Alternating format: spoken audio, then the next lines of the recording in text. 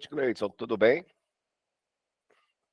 Oi, professor Cláudio, boa noite, tudo bem? Por aí, beleza?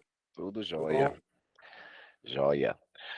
Bom, você conseguiu assistir a aula que eu deixei da semana passada? Sim, consegui perfeitamente. Estava bem gravada, bem nítida, estava Ah, que bom. ótimo, deu para assistir certinho. Não é porque eu tive um problema com saúde de Aham. família e não consegui estar presente. Não, sem Mas eu problema. gravei à tarde e deixei para vocês lá. Aham, tranquilo. Vamos lá, a gente já está no finalzinho, né? Última semana, penúltima aula. Nós estávamos vendo na aula retrasada, no vídeo que eu já até antecipei para vocês, mas vamos falar um pouquinho hoje também, um pouquinho das práticas, né, que nós conhecemos, as mais conhecidas sobre metodologias ativas. Tem infinitas práticas e cada dia tem surgido mais práticas, mas a ideia central, né, da metodologia ativa é aquilo que nós sabemos, né, é repensar a prática pedagógica, a didática, no sentido de colocar o estudante como protagonista do processo de ensino-aprendizagem. E dentro disso, para nós aferirmos, né, se a aprendizagem tem funcionado, nós falamos aí da questão da avaliação de uma forma diferenciada que ela deve ser vista, né, no processo que engloba não só um tipo de avaliação, como na educação tradicional, que nós, né, fomos acostumados e que, infelizmente, algumas escolas ainda praticam, né, essa forma de avaliar, que é a avaliação somativa, em que você ranqueia os estudantes como se aquilo fosse um, um processo de classificação, né, de conteúdo, de assimilação e até de melhoramento, né, e óbvio, né, enfatizando cada vez mais aquilo que a gente chama de meritocracia. Eu sempre falo sobre essa questão da meritocracia, numa perspectiva, eu acho interessante quando nós temos uma sociedade perfeita e está tudo muito lindo, que existe equidade na sociedade.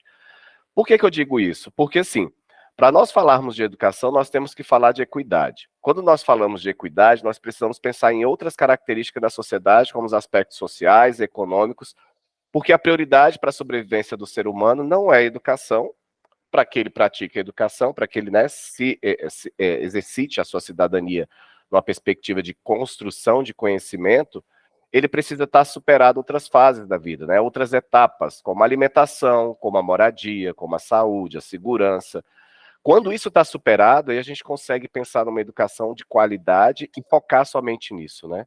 E aí, quando a gente vê nessa perspectiva da avaliação, nós precisamos ter uma postura diferenciada, né? Primeiramente, né? O que nós precisamos fazer é ter um plano, um planejamento, né?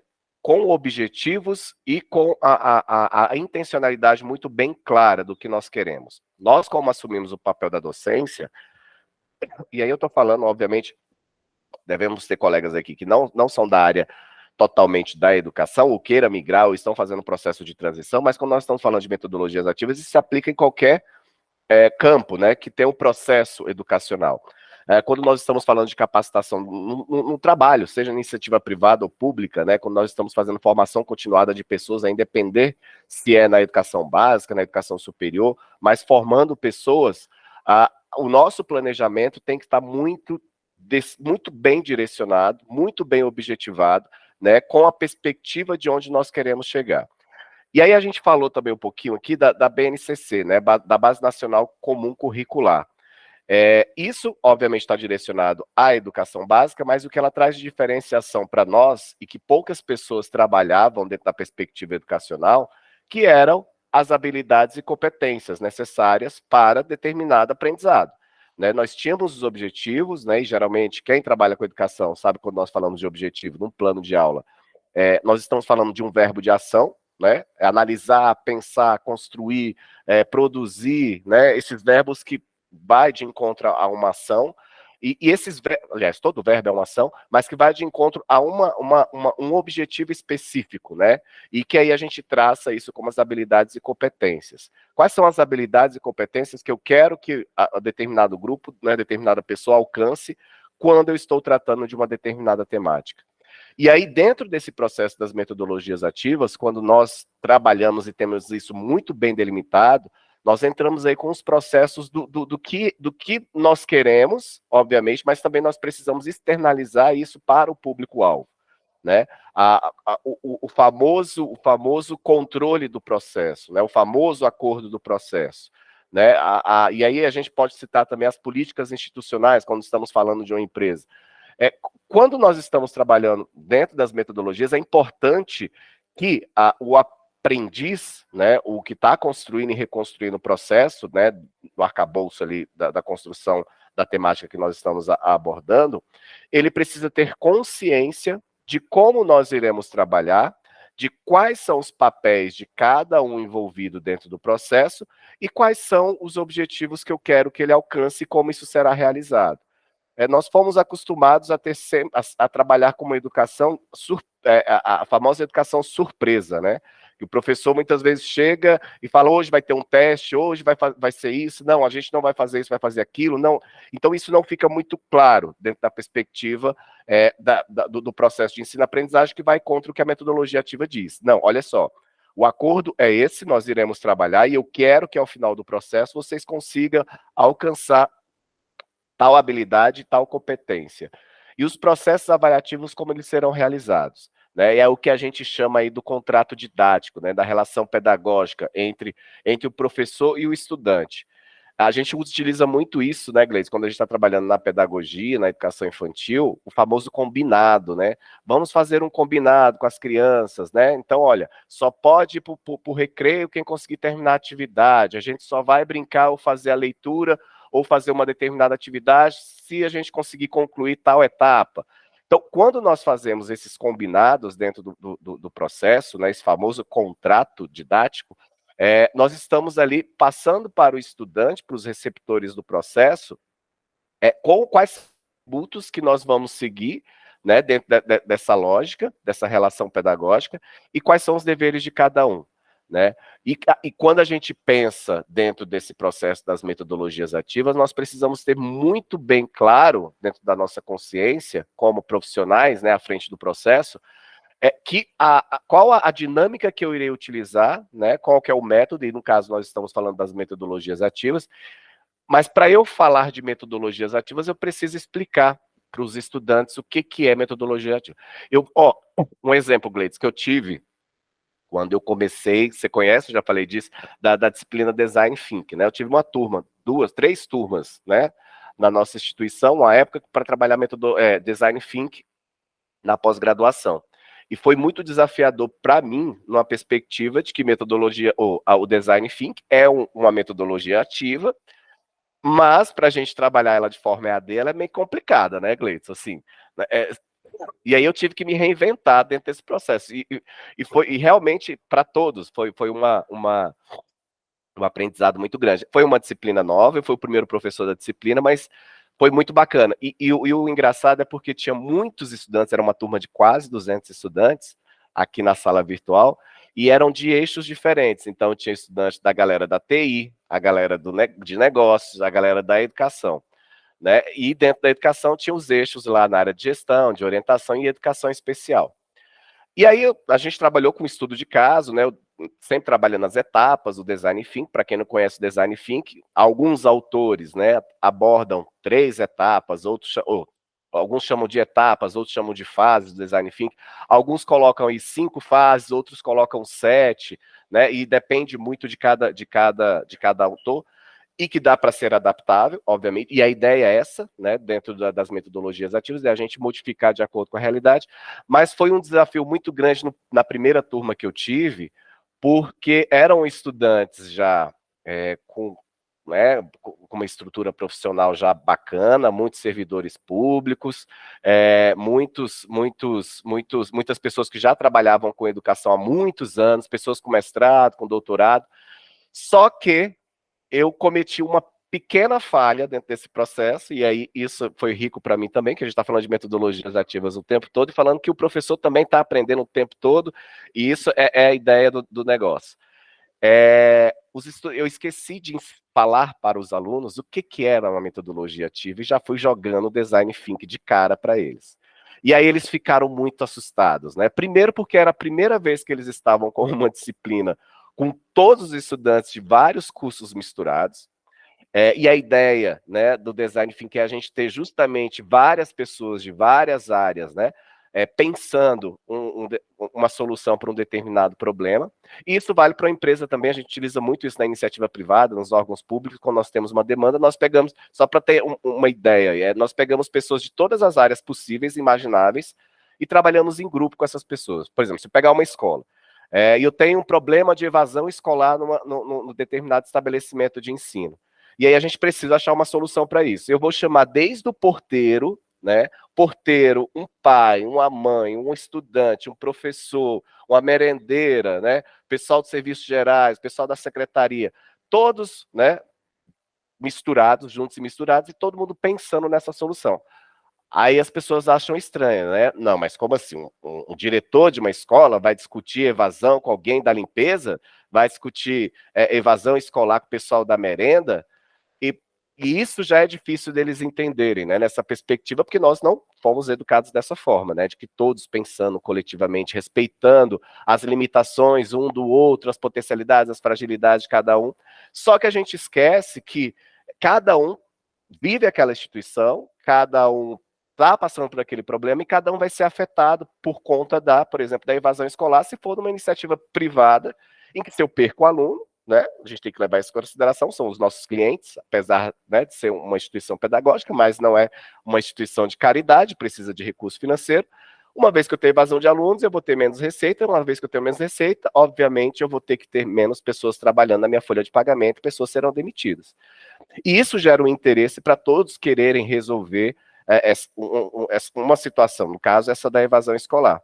E aí a gente fica muito surpreendido quando o processo vai desenvolvendo e que a gente percebe, por exemplo, que o que o porteiro percebe de evasão é aquilo que o diretor não consegue ver ali dentro da escola, né, da sala de aula, no dia a dia, no cotidiano, mas o porteiro está ali no portão recepcionando os alunos, ouvindo os pais, ouvindo os estudantes, eles escutam os comentários dos estudantes ao término da aula ou na hora do recreio, que um professor é assim, é porque a estrutura da escola é assada, é porque falta segurança, falta melhor isso, falta melhor aquilo. Então, este olhar, mesmo com ausência de conhecimentos técnicos, traz informação para a gente muito rica, né?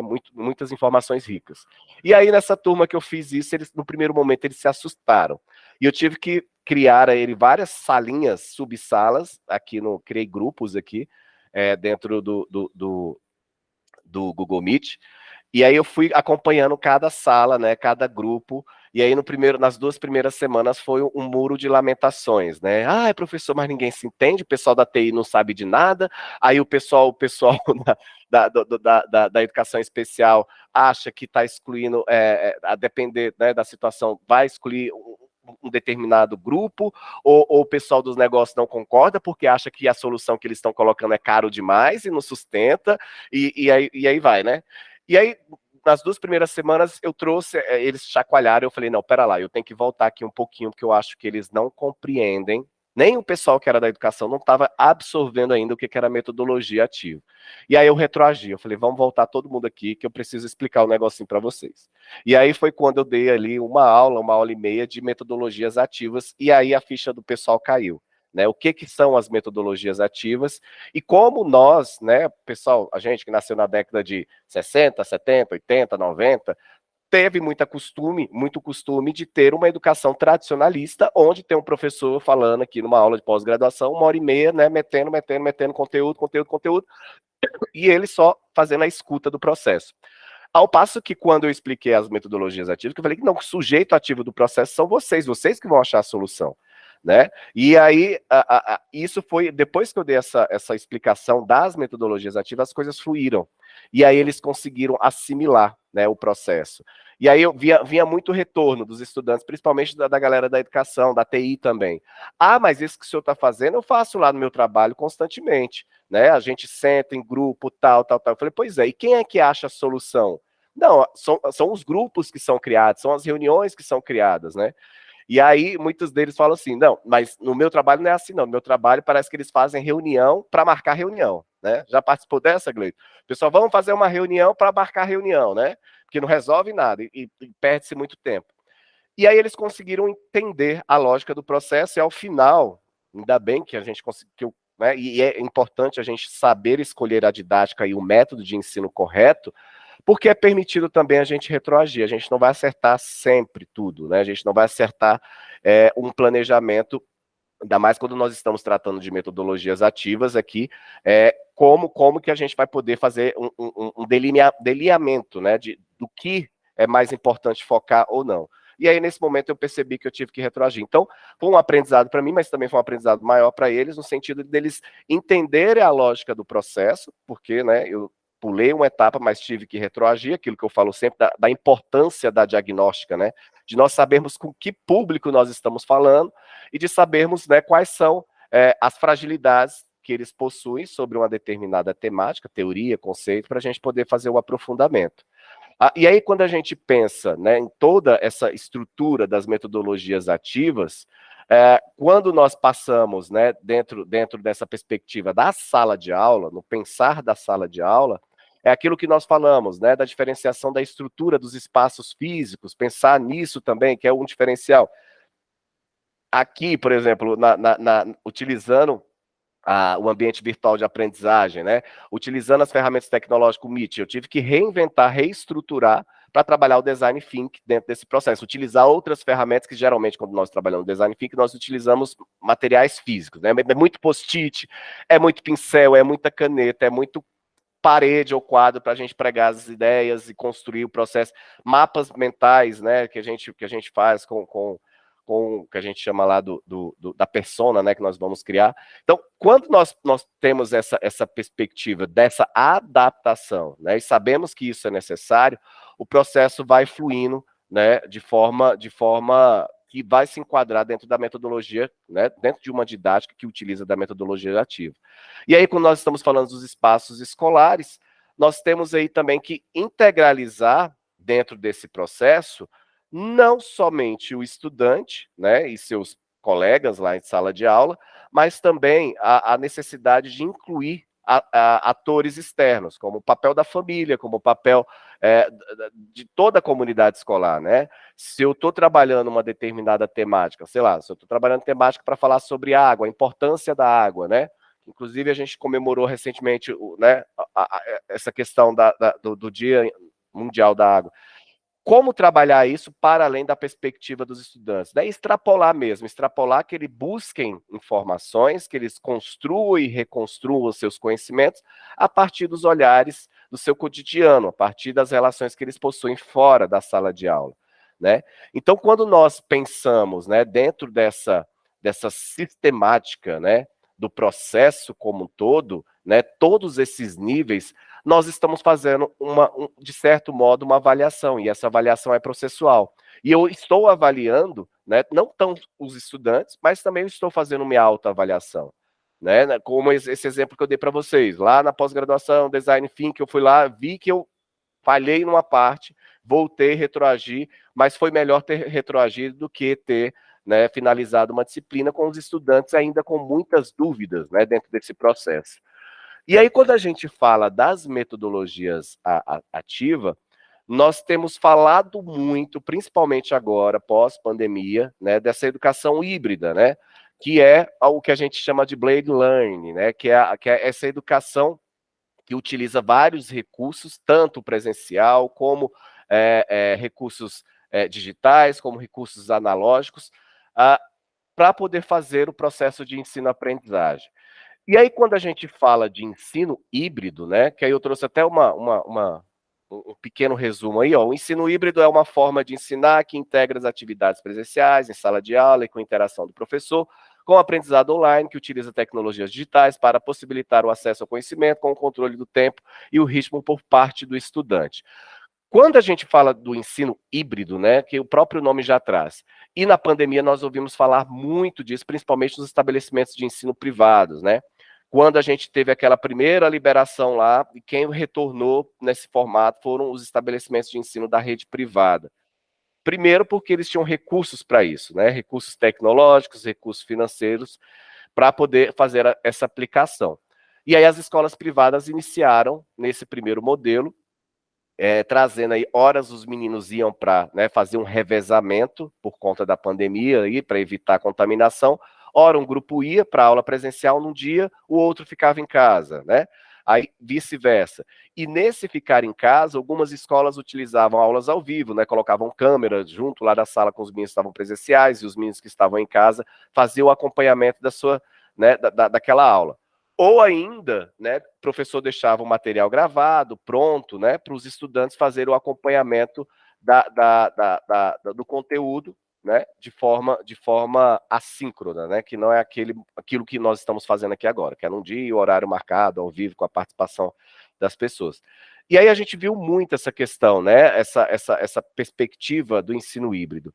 E aí, quando a gente fala dentro do ensino híbrido, nós temos aí várias formas, né? Existem milhares, eu trouxe só algumas para vocês, no outro vídeo que eu deixei lá para vocês, eu falei muito mais disso, mas a gente tem várias formas. Se vocês depois fizerem uma pesquisa aí na internet, vocês vão achar vários modelos de forma de trabalhar a metodologia ativa utilizando o ensino híbrido. E algumas delas aí, a aprendizagem baseada em problemas, né, ou projetos, que é justamente a opção que o professor tem, né, de valorizar a capacidade do que os estudantes já possuem sobre um determinado assunto, sobre uma determinada problemática, e colocá-los eles para poder resolver um determinado problema. Então, por exemplo, geralmente nós costumamos, quando nós pegamos uma turma, vamos lá, uma turma de quinto, quarto ano, né, que vamos trabalhar aí alguma temática, sei lá, temática de história, né, que é a mais complicada de se trabalhar numa perspectiva das metodologias ativas, no sentido que é algo que já aconteceu, a resposta já está ali pronta e acabada, né, pronta ali, solucionada, porque os historiadores já escreveram e ainda não tem estudos, né, sobre outros levantamentos, algumas temáticas, né, digamos assim.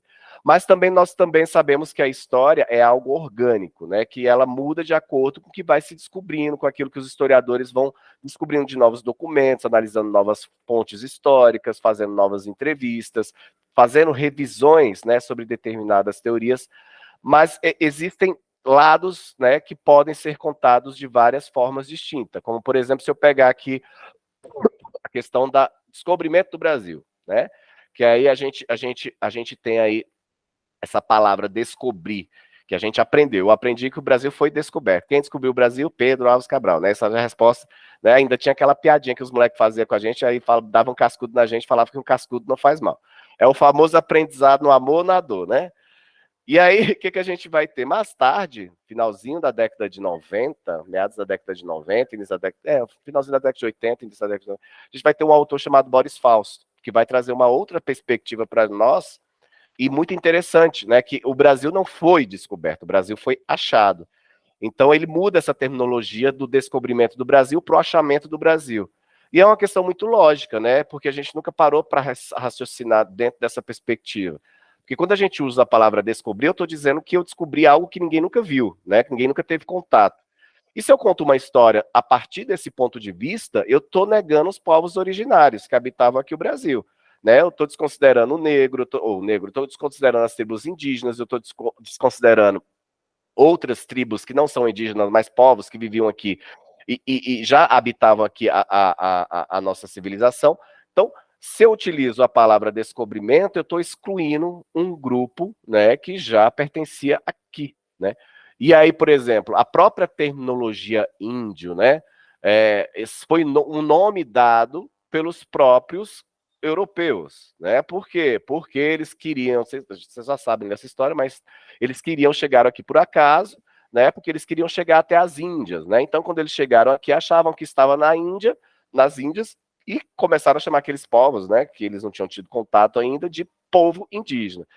Então, os povos originários, quando a gente pensa nessa perspectiva, né, de trazer um determinado assunto, determinada problemática, é que os estudantes consigam fazer esse tipo de reflexão e consiga interiorizar isso a partir de uma perspectiva de uma narrativa diferenciada daquilo que eles estão acostumados a ouvir, né, que estavam sempre acostumados a ouvir. Então, outro problema, né, se eu for, então o problema vamos trabalhar algum assunto de química, e na minha escola estão com problema, sei lá, de ausência de água constante, porque, né, tem um cano furado, não sei o quê. Como que a gente pode resolver esse problema dentro da nossa escola? E a partir disso, o professor vai orientando os estudantes como que eles podem construir e elaborando conceitos para eles, né, água, por exemplo, o que é água na parte da química, né? O que é o estado líquido, o que é o estado sólido, gasoso, né? Qual é né, a questão da combustão para a água se transformar em vapor, enfim. Então, quando nós trazemos essa perspectiva da aprendizagem baseada nos problemas ou em projetos, nós colocamos aí a responsabilidade, né, do estudante, do grupo de estudantes, resolver um determinado desafio que vá de encontro ao cotidiano e à realidade dele, para que ele consiga fazer uma assimilação. Né? E, mais uma vez, é aquilo que a gente sempre bate. Todas as metodologias ativas, o professor é um facilitador, né, do processo, é um orientador do processo. Uma outra perspectiva que nós temos aí do estudo de caso, né, que são as situações que não estão diretamente ligadas ao cotidiano do estudante, né, mas geralmente elas são apresentadas aí a partir de uma situação narrativa, né? O exemplo que eu dei lá do Design Thinking, que eu estava trabalhando com os meninos da pós-graduação da outra turma. Meu estudo de caso, eu trabalhei com eles estudo de caso, né? Eu dei uma situação para eles que uma escola de uma região X, que era privada, estava com problema de evasão, né? E aí eu dava detalhes, né? Que essa escola era muito conhecida porque tinha atendimento para pessoas com necessidades especiais, mas ela não tinha recurso financeiro e ela precisava resgatar esses estudantes para que a escola não fechasse. Eu trouxe todas essas informações desse estudo de caso, levando em consideração o grupo de estudantes que eu tinha, que eram grupos da área de negócio, grupo da área de TI, grupo da área da educação. Então, a ideia é que todos esses três eixos pensassem, né, numa perspectiva de resolver o problema. Né? Então, se eu trago uma informação que é uma escola da rede privada, eu estou dizendo que é necessário pensar em recursos financeiros. Se eu digo, por exemplo, que é uma escola conhecida, né, no atendimento de pessoas com necessidades especiais. Só um instantinho, Gleide.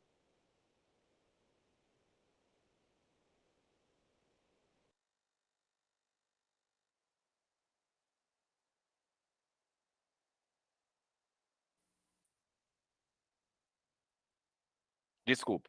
E aí, por exemplo, quando eu trago essa questão da educação inclusiva, também para contemplar os estudantes que estavam ali, que era da especialização da educação especial. Quando eu trago, por exemplo, que eu precisava de ferramentas para, né, se comunicar com os pais, com não sei o quê, para buscar essas informações trabalhando com o pessoal da TI. Então, a ideia é justamente quando a gente trabalha o estudo de caso, é a gente contemplar várias informações, os estudantes, a partir de uma realidade que eles tenham vivido ou não, mas que eu faça essa narrativa trazendo a partir do ponto de vista e daquilo que eu consegui diagnosticar lá no começo, né, dos estudantes. E aí a gente tem outra perspectiva, que é a aprendizagem entre os pares, né, onde a gente trabalha com pequenos grupos, né, que eles vão debater as possibilidades. E aí a gente trabalha muito, por exemplo, um jurado simulado, né, um júri simulado. A gente trabalha com a aprendizagem entre os pares, onde um vai defender um posicionamento, outro vai defender outro. Se eu pego, por exemplo, a dramatização, né, que é colocar os estudantes para assumirem papéis, né, sociais e tentar trazer um conceito ou trabalhar uma determinada, né, temática direcionada aí na questão da dramatização, eles se vestem daquele personagem, é uma forma da gente também fazer essa aprendizagem entre os pares. Então, existem milhares, né, de formas da gente trabalhar essa perspectiva dentro do ensino híbrido. E quando a gente fala muito da educação híbrida, a gente precisa ter um certo cuidado, uma diferenciação de ensino híbrido, a diferenciação de ensino híbrido, ensino remoto e educação à distância. Né? O ensino híbrido ele está relacionado justamente a essa tem um revezamento, né, de ações.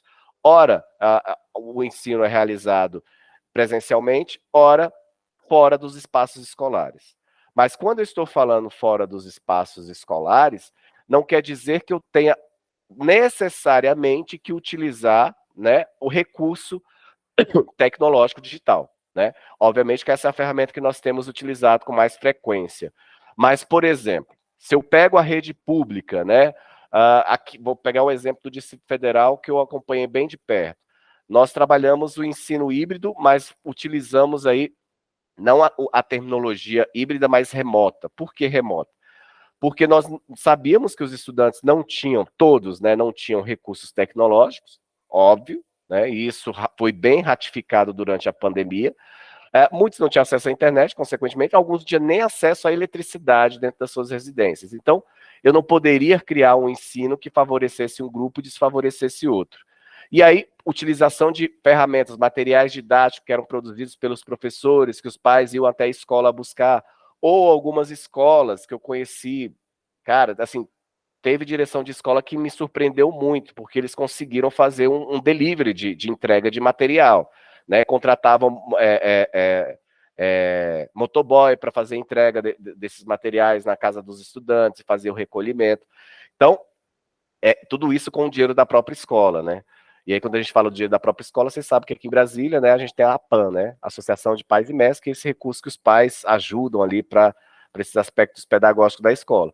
Então, quando a gente pensa, né, no ensino híbrido, a gente precisa ter essa noção. Já a educação à distância já é diferenciada.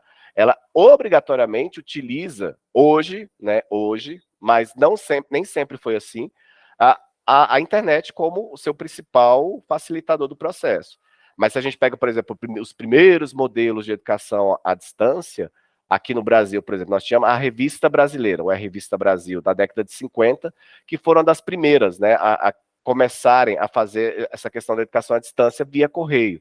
Então, tinha uma revista lá com as atividades, então, quero ser técnico em contabilidade. A pessoa lá comprava a revistinha, fazia as atividades, mandava pelo correio, o professor corrigia, fazia a devolução e mandava pelo correio de volta. E utilizava do rádio também, algumas faixas de rádio para poder, né, fazer a complementação desses conteúdos. Então, quando a gente pensa dentro dessa perspectiva do ensino híbrido, né, nós temos aí essa mesclagem, né, de momentos presenciais e à distância, que ela pode ser de forma online, mas como ela pode ser também na utilização de outros recursos que nós denominamos aí, né, de materiais físicos pedagógicos, né, que a gente chama de educação remota.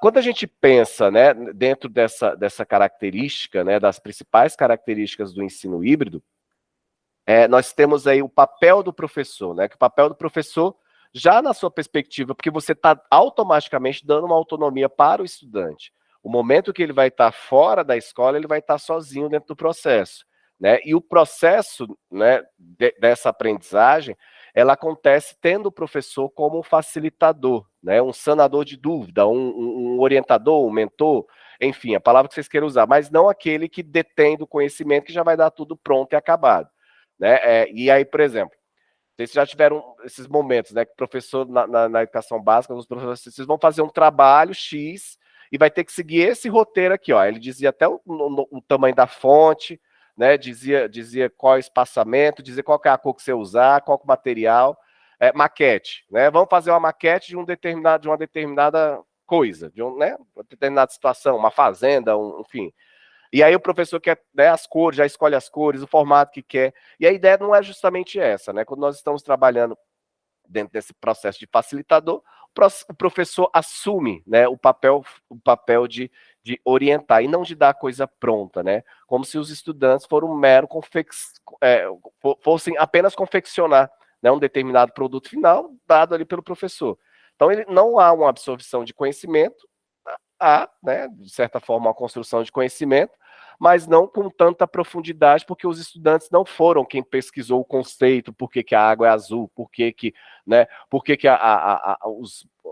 o lato ali tem que ser verde, né, sem explicar a questão, né, que tem ali por trás, né, da fotossíntese, do cor verde das plantas, da água, porque a água aparenta ser azul em determinados momentos, né, em determinados espaços.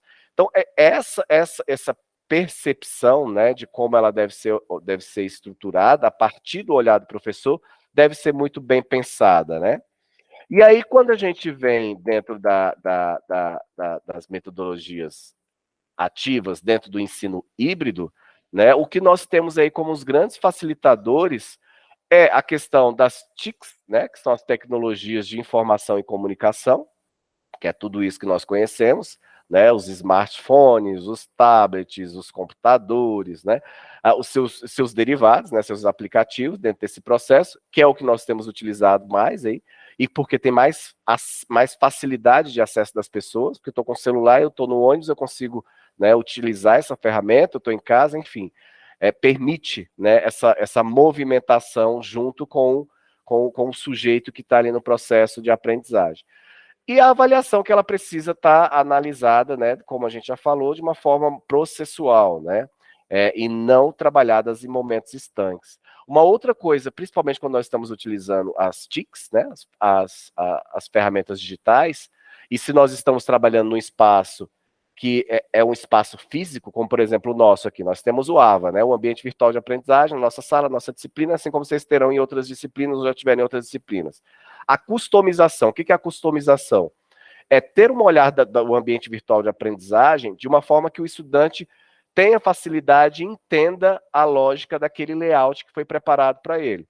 Então, é ele perceber que a gente utiliza muito a palavra amigável dentro da educação digital. O que significa amigável? Que o estudante não vai se assustar olhando aquela sala de aula, né? Por isso que a gente coloca uma sala de aula muito clean, né? Poucas informações, só com o básico mesmo.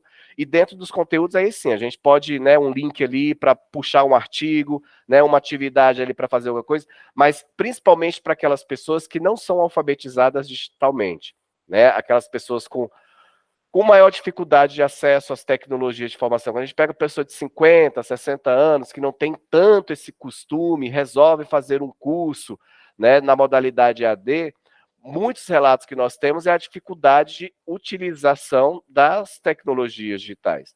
E aí a gente precisa retroagir um pouquinho para ensinar para os estudantes, como, por exemplo, né, abrir um Word, abrir um Excel, abrir um PowerPoint, gravar um vídeo, subir para o YouTube, que isso tem melhorado muito. Mas quando eu comecei lá em 2005 a trabalhar com educação à distância, foi para capacitar os professores do Brasil todo, quando entrou a obrigatoriedade da utilização da Lei 10.697 ou 693, não vou lembrar, mas é aquela que fala sobre a inclusão da cultura afro, né, como obrigatoriedade dentro do currículo da educação básica. Então, nós tínhamos que capacitar, o governo, o Ministério da Educação, tinha que capacitar os professores, porque eles não foram formados, né, dentro dessa perspectiva. E aí a UNB fez uma parceria com o Ministério da Educação, então capacitou, acho que foi 30 mil, ou foi 300 mil professores, e a gente utiliza, não lembro mais ou menos, mas a gente utilizava o Moodle, né, a primeira versão do Moodle, e os professores tinham muita, mas era assim, a dificuldade, eles não sabiam sequer digitar no Word, né, então a gente começou do zero, vamos ensinar primeiro como ligar o computador, vamos ensinar primeiro, e era por telefone, gente, não tinha esse negócio de câmera, Meet, nada disso não, né, essas pessoas mal tinham computador, 2005, imaginem, né, ter esses recursos que nós temos hoje. Telefone também. Então a gente ligava para a pessoa, né, e falava, olha, entra aí no computador, clica aí, né, vai iniciar, abre tal documento para você fazer isso. E fazíamos vários videozinhos de tutorial, como justificar um texto, como colocar um parágrafo, né, como fazer uma citação, né. E aí, essa foi uma barreira que o curso, né, a ideia é que eles fizessem o curso em 3 meses, demorou, teve que estender o contrato com o Ministério da Educação por mais, acho que mais 4 meses, acho que em torno de 8 meses que foi o curso, porque nós tivemos aí que resolver problemas que antecediam ao que nós queríamos realmente praticar, que eram os conteúdos, né, trazidos aí pela legislação. Então, quando a gente tem essa perspectiva da customização, né, e saber quem é esse público, como que ele... A gente tem que ter essa preocupação. Hoje em dia está mais tranquilo, né? Os meninos já estão nascendo e já tem um olhar digital muito mais facilitado, né, dentro dessa concepção de educação digital, então, que facilita o processo. E muitos adultos também tiveram que se adaptar, porque não tão só os espaços escolares começaram a exigir esse conhecimento, né, digital, mas também exigiu aí que eles corressem atrás numa perspectiva também até dentro das organizações privadas que não são espaços escolares, né? Então as empresas começaram a utilizar esse recurso e tiveram que capacitar os profissionais e assim eles também tiveram que se complementarem aí dentro desse conhecimento que até então eles não tinham ainda construído dentro do seu processo cognitivo. Então, quando a gente pensa aí dentro do ensino híbrido, né, nós temos aí sempre essa perspectiva de uma organização pedagógica que vai além do simples manusear uma ferramenta tecnológica, né? E aí a gente tem, né, a sala de aula invertida, que né, que a gente utiliza muito a famosa sala de aula em que nós trocamos, né, o papel do professor com o do estudante, onde o estudante é quem vai trabalhar com o conhecimento com os seus outros colegas, né? Eles vão estudar um determinado conteúdo, um determinado tema, e eles que vão ali construir conhecimento com os estudantes. O meu curso de História, quando eu fiz no CEUB, que era presencial, lá no final da década de 90, eu tinha um professor, como é que é o nome dele? Idelmo, eu acho. E ele sempre nas aulas dele, o que ele fazia? Ele só ficava sentado e mandava a gente fazer seminário, né? Aí eu achava que ele era um enrolão, né? Eu falava, esse professor não explica nada e fica mandando aqui o semestre todinho só a gente fazendo o serviço dele, né? Essa é o que a gente vai escutar quando nós estamos trabalhando aí com as metodologias ativas para pessoas mais velhas, né? Mais velhas não, as pessoas mais experientes, né? E aí vai ter sempre esse questionamento, olha lá, o professor tá querendo passar a responsabilidade, recebe para não fazer nada, a gente tem que trabalhar no lugar dele. E ele tinha essa pegada, era muito interessante, que ele botava a gente para ler uns textos muito difíceis, né, ele deu História do Brasil, 1, 2, 3 e 4 para a gente, eram uns textos muito complicados, muito complexos, e de época ainda, que tinha uma linguagem, né, aquela linguagem bem, bem rebuscada da época do período colonial. E ele falava assim, não, se virem, eu não vou falar nada, vocês que vão, daí eu vou, tá aqui, ó. Aí a gente ficava assim 4 horas com ele, mas eram aulas assim maravilhosas, porque assim, a primeira, óbvio, né, na primeira disciplina a gente ficou meio assim, mas já no segundo semestre a gente já achava bacana, porque ele vinha e dava pinceladas, ó, não é bem isso, é assim. Você falou certinho, mas ó, não é bem essa concepção, porque o autor não está falando isso, não é assim que você acha que ele está raciocinando. E aí, o que vocês acham? O que vocês pensam? Vocês concordam com o que ele está dizendo? Né, a partir do que. E ele trazia sempre para nosso cotidiano. E foi um grande professor que eu tive, que ele trazia sempre, tá? Lá no período colonial, a coroa portuguesa, quando veio para cá, saiu, né, com os colonos que estavam aqui, pegaram as melhores casas, botaram o povo para fora e tomaram as casas dele. Vocês acham isso certo? Se fizesse isso hoje, vocês concordariam? Não concordariam? Né? Por que vocês faziam isso? Estava errado para aquela época? Não estava? E aí ele sempre trazia esses debates para o cotidiano. E a ideia, quando a gente fala dessa sala de aula invertida, é justamente isso: é instigar mais as falhas dos estudantes dentro do processo, deles errarem mesmo, e da gente colocar questionamentos para que eles digam: olha, será que é assim ou vocês pensariam dessa outra forma? Né? É o famoso advogado do diabo, né? Ah, não, então, no vez de fazer assim, vamos pensar desse jeito, porque quer ver, ô Gleidson, quando a gente sempre fala, você já deve, as cruzadas, né? Vamos falar das cruzadas, que a gente tá falando muito de igreja católica, né? Aí teve esse negócio do Dalai Lama esse dia aí, né? Gente, esse povo da religião, meu irmão, ó, nada contra a religião, mas cada dia que passa eu tô mais descrente, assim, da humanidade. E aí, por exemplo, das cruzadas. As cruzadas a gente aprendeu a vida toda, os professores replicando, né? As cruzadas foram a igreja católica que foi mal e saiu queimando todo mundo, bruxaria, né? Dogmas da igreja católica, né? Santa Inquisição, papá, vão matar 800 anos matando gente. Quando a gente para, né? Isso é uma repetição, óbvio, de 800 anos isso aconteceu muito. Em contrapartida, se não fossem as cruzadas, nós não teríamos hoje a estrutura da sociedade que nós temos hoje. Foi graças às cruzadas, por exemplo, que surgiu essa classe média que nós conhecemos hoje, que é a famosa burguesia.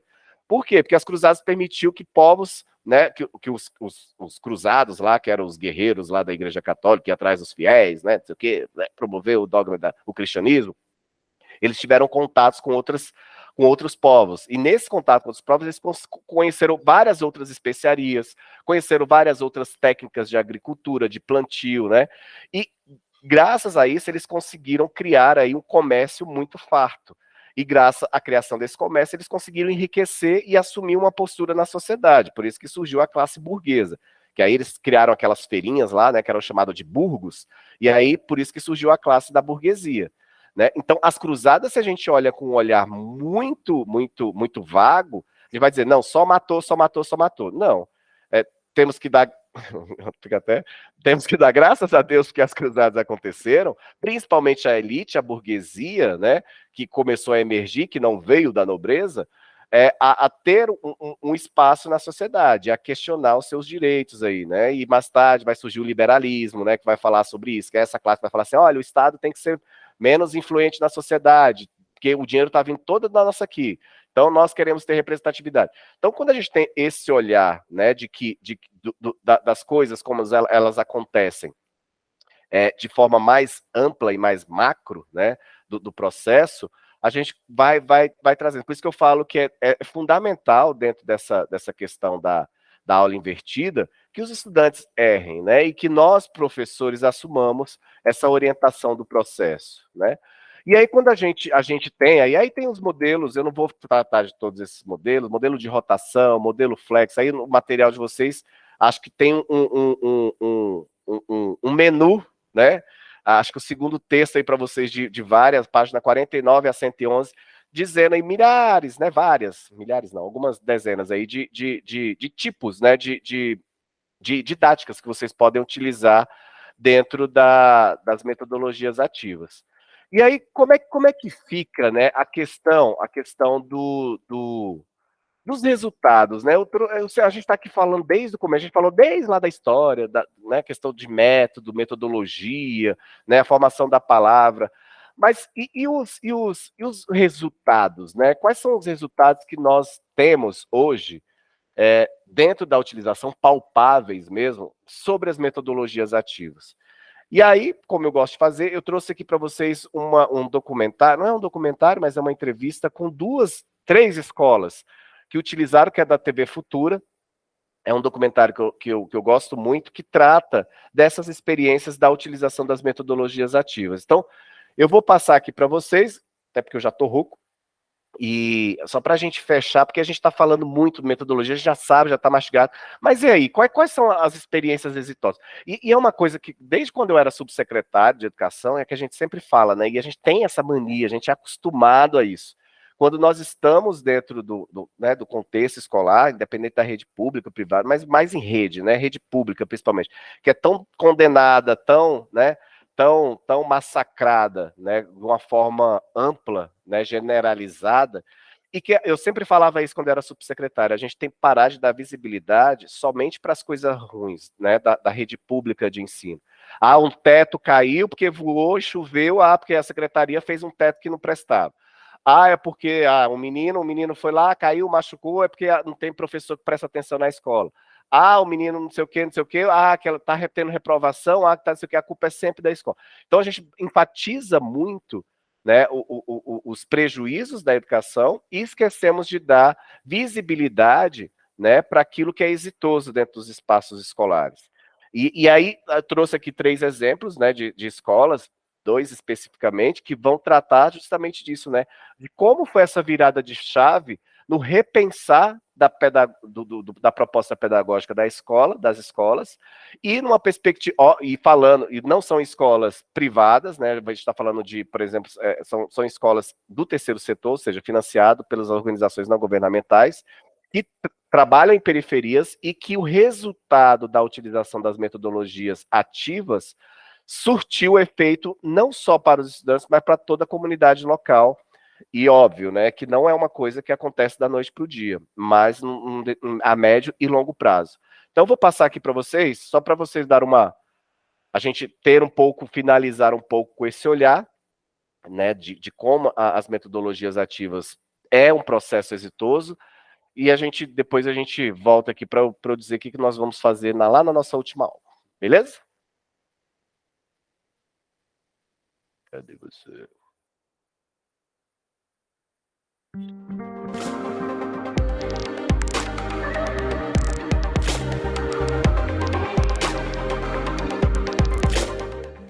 Olá, este é o Conexão. Estudo de caso, análise de artigos, sala de aula invertida, discussão de teorias, solucionar problemas em grupo, todas estas atividades fazem parte do conceito de metodologias ativas, utilizado por algumas escolas e universidades. Você conhece esse sistema? Já participou de uma aula utilizando esse tipo de assunto, esse tipo de sistema? Esta é a nossa pauta de hoje. Nós vamos conversar com o Thiago Chaer, que é formado em marketing e especialista em inovação pela FIAP, com o Tiago Almeida, que é professor universitário e diretor de inovação pedagógica da Celso Lisboa, e com o Rafael Bettencourt, que é professor da ONG Solar Meninos de Luz, que utiliza as metodologias ativas em suas aulas há cerca de 4 anos, né, Rafael? Muito obrigada, viu, pela participação de vocês aqui com a gente. Eu tô aqui para perguntar mesmo para vocês, porque é muito interessante esse assunto. Vamos tentar dar uma explicada, assim, rapidamente, resumidamente, professor Tiago 1, Tiago 2, porque eles têm o mesmo nome ainda, para me ajudar aqui. Eu dei alguns exemplos aqui no nosso texto de abertura, mas o que são as metodologias ativas? Não é uma coisa nova, né? É uma coisa antiga, mas que agora está vindo mais à tona, tô certa? Tá certa. Já existe algumas décadas já que a discussão sobre metodologias ativas ela vem à tona. Na verdade, a gente está falando de um novo paradigma educacional que está dentro do que se chama de aprendizagem ativa. É a ideia da aprendizagem centrada no estudante. A aprendizagem ativa surgiu a partir de uma série de pesquisas no campo educacional e da pedagogia que identificaram que uma pessoa ela aprende melhor quando ela interage com outras, interage com seu objeto de aprendizagem, quando ela usa a linguagem. Então, a partir daí surgiu um novo paradigma educacional. Você tem o paradigma tradicional, que é o paradigma da aprendizagem centrada no professor. É o que se chama do modelo instrucional, onde a aprendizagem é um processo que, em tese, acontece com o aluno prestando atenção. No modelo da aprendizagem ativa, o aluno aprende fazendo, ele aprende interagindo, ele aprende construindo, junto com o seu objeto ou junto com colegas. Tiago Chaer, agora. Chaer ou Chaer? Estou falando errado? Chaer. Chaer, tá bom. Tiago, quando foi que você percebe que os alunos, as escolas começaram a dar sintomas de que essas aulas apenas expositivas não estavam sendo suficientes e que era momento de colocar a metodologia ativa em ação assim, nas salas? A gente, enquanto agente de incentivo e de fomento ao empreendedorismo educacional, a gente percebe que essas mudanças aconteceram há mais ou menos uns 5 anos atrás. Partiu da demanda em que da demanda do mercado, o mercado percebe que existe uma necessidade de mudança, né, da formação desses jovens. Os pais também demandam uma formação diferente para os seus filhos, né? Eles querem ver uma aprendizagem diferente, eles querem ver os filhos participando de atividades diferentes, diferente daquela aula expositiva que o Tiago Almeida comentou agora há pouco. Né? Essa aula expositiva ela já entrou num modelo que não faz mais sentido para os dias atuais. Mas como que se percebeu que não fazia mais sentido? O aluno estava chegando ao mercado de trabalho despreparado, por exemplo? Foi um dos sintomas? Esse é um dos principais sintomas. Outro sintoma é quando o aluno, ou o estudante, ou o jovem, não está mais alinhado às expectativas da sociedade, ou seja, ele não é mais ativo, né? Ele não consegue construir alguns artefatos ou algumas atitudes, ele não consegue interagir apropriadamente na sociedade para resolver os problemas reais que a sociedade tem. Então, por exemplo, a gente, com empreendedorismo, né, na Future Education, a gente trabalha muito esse lado do empreendedor. Como desenvolver essa competência empreendedora para que esse jovem consiga desenvolver e atender às necessidades reais da sociedade. O que a escola tenta fazer nesse modelo da aprendizagem ativa é fazer com que o aluno crie essa autonomia de agir positivamente no mundo. Entendi. Eu acho que esse é um dos principais contribuições que a metodologia ativa pode oferecer. E falando sobre essa questão positiva, né, acho que o Solar é um excelente exemplo, né? Uma escola que atende hoje mais de 400 crianças, né, lá no Pavãozinho. Quando é que vocês perceberam que vocês tinham que implementar as metodologias ativas lá na escola? Sempre foi assim? Porque o Solar já tem mais de 20 anos, né, de atuação. O Solar já tem uma história aí longa na educação, na comunidade do Pavãozinho. E possui um lema que é educar para libertar. Então, sempre se preocupou também em estar aberto a essas inovações pedagógicas. A história mais recente de metodologias ativas no Solar, eu comecei a mexer com isso tem 4, 5 anos, como professor de História do Solar. E foi uma percepção de sala de aula de que a aprendizagem realmente só acontece quando você tem a capacidade de lidar com a curiosidade das crianças, com a liberdade e afeto, né? Você tem que ter essas 3 dinâmicas na educação. E a sala de aula impossibilita isso para o professor, né? Então, essa foi a primeira percepção como professor, de que eu entro na sala de aula já incapaz de resolver um processo de aprendizagem de uma criança. E a partir dessa percepção e a partir também de notar que cada criança tem um tempo de aprendizagem, tem um modo de aprender diferente, a gente começou a pesquisar formas diferentes de fazer educação. E como que foi a recepção desses alunos? Assim, eles têm consciência de que eles estão numa escola que ensina de um jeito diferente ou eles não percebem isso? Não, lá no Solar percebe porque até a gente adota um modelo de escola democrática também. Então a gente transforma não só metodologias pedagógica, mas também estrutura da escola, né? A gente chama as crianças para participarem das decisões, né? Para se tornar agentes do próprio aprendizagem. Isso é muito importante, porque vocês estão no Pavãozinho, é uma ONG, gente, é um trabalho muito bacana que eles desenvolvem lá e acabam formando as crianças lá para serem agentes de mudança daquela realidade, né? Agora, falando do exemplo da Celso Lisboa, como é que os alunos receberam isso, assim? Quem já estava lá passou por uma mudança quando vocês resolveram implementar as metodologias ativas? Não, a gente passou praticamente um ano realizando um trabalho de pesquisa junto com estudantes e professores do modelo tradicional.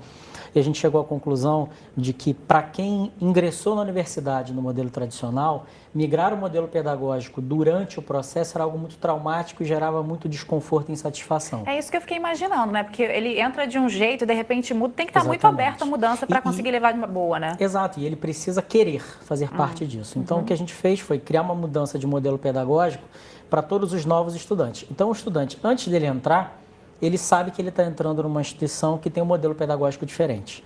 Então, ele visita a sala de aula, ele tem acesso ao material, ele recebe prospectos que explicam para ele que ele não tem mais disciplina, que ele não vai fazer prova, que ele vai aprender de forma interdisciplinar, que ele tem 2 ou mais professores em sala de aula ao mesmo tempo e que ele aprende através de projetos.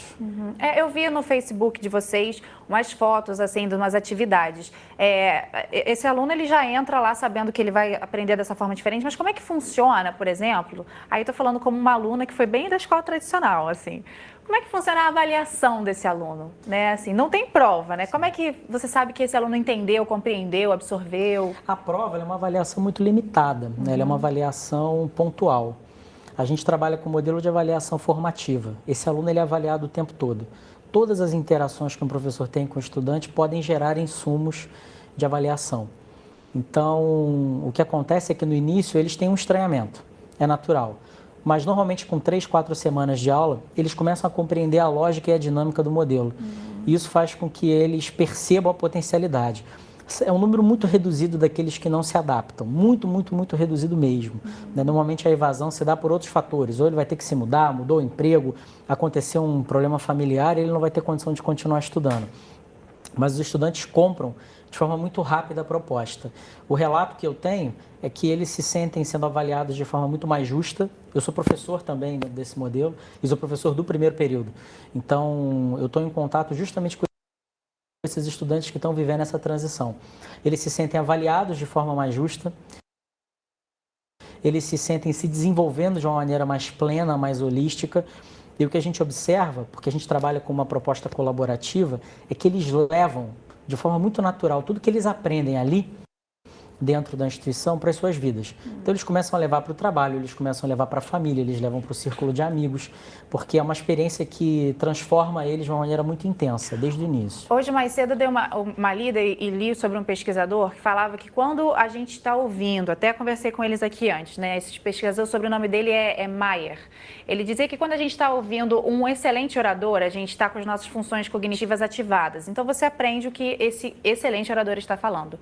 Dá para a gente colocar as duas formas de ensinar juntas, colocar as metodologias ativas junto com o método expositivo, porque realmente existem professores que prendem a nossa atenção e a gente fica ali querendo até que ele fale mais, né? Não são todos, mas assim, tem gente que tem esse talento mesmo, né? Dá para colocar os dois juntos ou a gente está em uma sociedade diferente?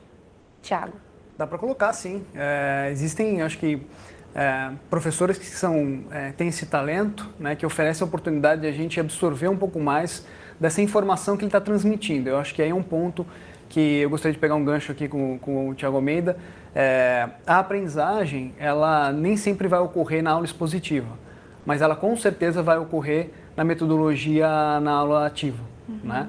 Na aula expositiva, a gente tem que entender que o professor está transmitindo uma informação, e essa informação ela é construída dentro de cada indivíduo, e aí transformada em conhecimento. Então, é bom diferenciar essas duas coisas. Quando a gente fala, por exemplo, em tecnologias e soluções que auxiliam tanto o modelo tradicional expositivo quanto o modelo ativo, a gente tem que considerar esses dois modelos e considerar o modelo mental das pessoas que estão envolvidas, tanto do professor, né, que está oferecendo essa oportunidade de aprendizagem, quanto do aluno que está construindo essa aprendizagem, esse conhecimento. Você estava dizendo fora do ar que existem objetivos diferentes, né, Thiago? Você pode repetir isso para a gente, pro pessoal de casa? Tudo depende dos objetivos de aprendizagem do professor. Então, se o professor tiver um objetivo de aprendizagem que envolve o aluno ser capaz de criar alguma coisa, ou seja, dele exercitar o domínio cognitivo da criação, uma aula expositiva tradicional ela não vai ser a melhor abordagem pedagógica. Por quê? Porque numa aula expositiva o aluno está numa posição passiva escutando apenas. Ele não está exercitando a criação, que é o objetivo da aprendizagem. Se eu tenho como objetivo que o aluno, por exemplo, aprenda a analisar uma determinada situação, a aula expositiva também ela não vai ser mais adequada. Na realidade, quando a gente está falando de metodologia ativa, a gente está falando de uma mudança de paradigma. Lá na Celso Lisboa, a gente já tem 3 anos que o projeto acontece. O que a gente começou a perceber é que, para que a aprendizagem ativa acontecesse de uma forma plena, a gente precisava que ela fosse além de uma metodologia, ou seja, além do plano de aula do professor. Ela precisava ser uma lógica que permeasse toda a experiência de aprendizagem do estudante. Então, quando a gente acabou com as disciplinas, a gente estava com esse objetivo. A gente falou assim, bom, eu preciso que a experiência dele seja interdisciplinar. Então, eu preciso acabar com disciplina, tem que ser tudo uma experiência só. Quando a gente acabou com as aulas e criou uma experiência contínua, ele chega lá às 8 da manhã e vai até meio-dia, ele não tem de 8 a 9h30 aula de matemática, de 9h30 às 11 aula de marketing. Não, é tudo uma experiência só. Ele está fazendo um projeto que ele dosa o tempo, ele decide que energias vão ser gastas em cada etapa. Parece que ele participa muito mais ativamente, né? Sim. Rafael, como é que foi essa transição para vocês lá? Porque você tinha o modelo tradicional e aí você colocou e implementou. Para um educador que está assistindo aqui nesse momento e ficou curioso e quer implementar, como que foi para vocês essa experiência? Bom, a questão da aula dispositiva, que tem a ver com essa sua pergunta, no Solar a aula dispositiva não é um problema. Assim, o problema não é o foco na aula dispositiva, é a falta de autonomia e liberdade para a criança ser o protagonista do próprio aprendizado. E a aula dispositiva, se tiver um sentido, ela funciona. Então, dentro da metodologia de projetos, pode ocorrer, naturalmente, uma aula expositiva, dentro de um projeto da criança, dentro de uma dinâmica que a criança está desenvolvendo um projeto. No Solar, a gente adotou uma estratégia que cada escola tem seu caminho nesse sentido, não existe um modelo parâmetro para seguir. No Solar, a gente definiu que a gente ia criar um bimestre de projeto e um bimestre tradicional, e intercalando isso até que a estrutura da escola se tornasse, a gente descobrisse até os próprios caminhos da escola, né, qual seria a redefinição geográfica da escola, porque aí você tem que mudar toda a estrutura. A infraestrutura mesmo, do edifício mesmo, né, do prédio, onde funciona a escola. Mas a maior dificuldade nesse caminho, para mim, é a transformação pessoal do professor. Né? Eu acho que as crianças vão, naturalmente, que aí eu já acho que é um processo natural da criança mesmo, ser protagonista do próprio aprendizado. Então, ela redescobre isso fácil. O problema também da geografia, da estrutura, se resolve. Né? Tem escolas que vão ter mais possibilidades, tem outras escolas menos, e as coisas se resolvem. A principal dificuldade é o professor abrir mão do controle do processo, né? Não preparar a aula e estar preparado para o que aparece. É uma educação mais viva, né? É uma criança que chega e fala, hoje eu quero fazer um projeto, eu quero plantar morango. Porque na minha casa da minha avó tinha uma plantação de morango e eu tenho essa memória de infância e eu quero fazer um projeto. E a partir dali você pegando o viés que você falou, que eu gostaria de entrar nessa última parte do nosso programa para a gente falar justamente sobre esse professor. Como é que é o preparo, Thiago Chaer, para esse professor, para esse educador que está acostumado a dar as aulas expositivas, para de repente dentro de uma proposta, de um projeto diferente, ele passar as metodologias ativas? Como é que ele faz essa transição? A gente lida muito com isso quando a gente está tratando com os empreendedores, quando eles vão implementar suas soluções em sala de aula. Então a gente tem soluções que atendem a um formato tradicional e as soluções que querem fazer alguma inovação dentro da sala de aula. E a gente tem que lidar com o modelo do professor. Aí como é que a gente convida esse professor a fazer essa mudança? Primeiro a gente tem que conhecer quem é esse professor, de onde ele vem, né? Qual que é o modelo de aula que ele dá, que ele oferece aos alunos. Como é que essa escola está implementando esse projeto de inovação? E aí ver como isso se casa. E como é que essa solução de inovação está considerando essas duas partes, né? O projeto e o professor. Esse professor, que é o professor tradicional, ele precisa ser convidado e precisa estar claro quais são as premissas, os objetivos e qual que vai ser o ganho que esse professor vai ter durante esse projeto. Ele tem que passar por alguma especialização, algo diferente, talvez fazer uma pós-graduação, alguma coisa do tipo, ou com o que ele tem de faculdade, mais o que ele tem de mercado de trabalho, né? O que ele tem de experiência, ele consegue se adaptar? Eu acho que considerar as experiências anteriores do professor é fundamental. Não é descartável tudo que ele já aprendeu até aqui. Pelo contrário, é possível utilizar toda essa experiência que o professor adquiriu ao longo de anos como professor e implementar nesse projeto de inovação. É claro que existem vários cursos e várias formações que esse professor pode ter para trabalhar com inovação, mas especialmente valorizar esses conhecimentos, essas experiências já adquiridas por esse professor, na nossa opinião, é fundamental. Na sua experiência, seria possível a gente pensar um país como o Brasil, na nossa educação, né, vamos colocar aí, enorme, que a gente tem um país gigantesco. Você consegue ver o Brasil mudando a sua forma e adaptando, colocando as metodologias ativas dentro da nossa realidade de educação? Sim, com certeza é possível. Isso é caro? Eu não sei se é uma questão de dinheiro, né? Porque na linha do que o Thiago Scher estava explicando, já há 4 anos trabalhando com metodologias ativas como professor e também planejando formação de professores, o que eu tenho observado é que você tem 2 camadas de formação. A primeira camada, ela tem a ver com o entendimento da lógica da aprendizagem ativa. O professor, ele se enxergar dentro de um novo paradigma. Ele entender que não é só a técnica pedagógica que ele vai utilizar, não é só a aula que ele vai planejar, mas é a forma dele se relacionar com o estudante que vai mudar também. Tem uma segunda camada, que é uma camada mais específica, que é saber conduzir uma discussão de caso, saber conduzir e planejar uma aprendizagem baseada em projetos, uma aprendizagem baseada em equipes, uma aprendizagem baseada em problemas. Muda a forma do professor trabalhar? Completamente. Completamente. Eu fico pensando assim, porque eu sou jornalista, eu trabalho de um jeito. Aí, de repente, encontram outra forma. Karen, você vai conseguir comunicar de uma forma diferente se você fizer desse jeito. É uma adaptação interessante e profunda, na minha opinião, né? Assim, você mudar a forma de alguém trabalhar é algo bem forte. Você sai da lógica do ensino e vai para a lógica da aprendizagem. O foco do professor não é mais planejar o que ele vai ensinar. O foco do professor é planejar o que o estudante vai aprender. Só que cada estudante aprende de uma determinada maneira. Então você precisa fazer uma mudança em todo o modelo de trabalho. Porque quando você adota uma lógica de aprendizagem ativa, não necessariamente o professor sabe o que vai acontecer. Na linha da explicação do que o Rafael estava colocando, principalmente na aprendizagem baseada em projetos, você abre espaço para o estudante trazer os seus interesses. Então não adianta nada o professor, por exemplo, falar assim, olha, eu vou adotar a metodologia ativa. Ou a escola diz, eu a partir de agora vou trabalhar com metodologias ativas. Mas você continua controlando o processo inteiro, planejando tudo, decidindo o que vai acontecer em cada minuto da experiência do estudante. Porque aí você não abre espaço para o interesse dele, para a curiosidade dele. E isso é fundamental para a construção de qualquer postura autônoma. Isso, quando eu estou ouvindo, assim, eu me imagino muito umas questões assim, de rede social. Não sei se vocês sentem isso também. Quando você entra numa rede social, você entra com a sua bagagem, mas você vai receber também as outras, né? Você estava comentando, Rafael, que o mais difícil, no caso de vocês, foi essa questão do educador se adaptar. Qual que foi a principal dificuldade assim, que você viu, assim... Top 3 aí, qual que foi a principal dificuldade desse educador?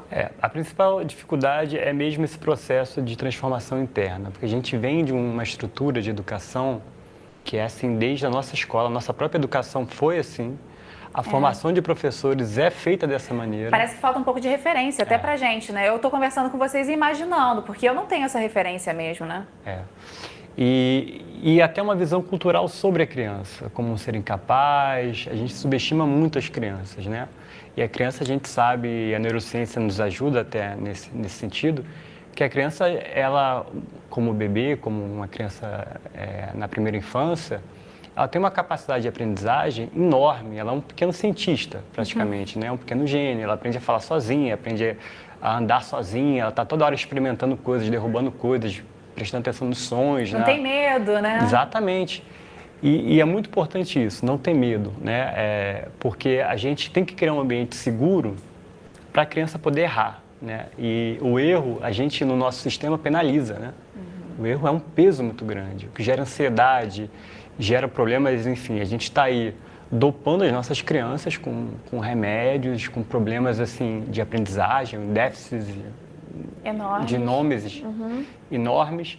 E a gente não presta atenção no sistema, né? A gente culpa a criança e culpa o professor, mas não olha o sistema. Eu quero bem mostrar o site do Solar para quem estiver interessado em ajudar. É uma ONG, então se você quiser ajudar a ONG, basta entrar lá no meninosdeluz.org.br e lá você encontra informações de como ajudar, né, Rafael? Sim, lá sim. vocês estão precisando de ajuda, com certeza, sempre, né? Sempre.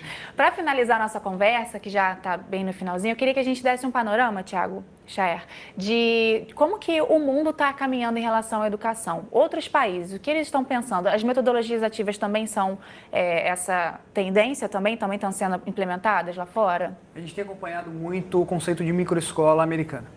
É um conceito que oferece, ela já parte da autonomia do aluno, então são escolas pequenas, com 30, 50 alunos, que adotam como princípio a metodologia ativa. E para isso a aprendizagem centrada no aluno e a autonomia também do professor em construir todo esse projeto de aprendizagem com o aluno. A gente vem acompanhando esses projetos que já acontecem nos Estados Unidos há mais ou menos de 5 a 8 anos que eles vêm se desenvolvendo lá fora, e a gente vai trazer para o Brasil esse modelo para implementar e ver que tipo de sucesso a gente obtém com esse modelo aqui no Brasil.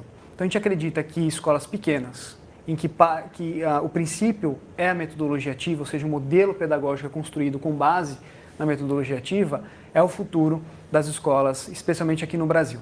Tiago Almeida, a expectativa de vocês lá na faculdade de formar profissionais mais preparados para o mercado, mais empreendedores, por exemplo? Rapidamente, só Sim, a expectativa com certeza. de vocês. Como lá na Celso Lisboa a gente fez uma transição para um modelo baseado em competência, a gente casou metodologia ativa com aprendizagem baseada em competência. E a gente adota um modelo pedagógico colaborativo. Então, não importa se o estudante é de enfermagem, psicologia, pedagogia ou administração. Todos eles aprendem através de projetos, de preferência projetos reais e de forma colaborativa. Então, enquanto o estudante está aprendendo o funcionamento do corpo humano, ele está aprendendo também a confrontar a opinião do colega, a aceitar, a se impor, a ter que abrir mão, a colaborar, a trocar. Então, você está desenvolvendo um profissional que vai ser mais preparado para o mercado de trabalho. Porque, fundamentalmente, o que a gente quer? Que o estudante aprenda a aprender. Se ele aprender a aprender, se ele tiver consciência do seu processo de aprendizagem, ele vai ser um profissional muito melhor ao longo da sua vida. Muito legal, gente. Olha, agradeço muito pela participação de vocês. Acho que é isso que a gente precisa no país, né? Essa questão de saírem pessoas, crianças que mudem as suas realidades, mudem a sua geografia, até se for possível, né? De alguma forma. E foi muito legal aprender com vocês aqui hoje. Muito obrigada e voltem sempre, viu? Obrigado. A você de casa, muito obrigada. Bom, é isso. Interessante, né? Quando a gente vê esses resultados e que é possível fazer. E eu estava pensando, toda vez que eu assisto esse documentário, eu lembro do novo ensino médio, né?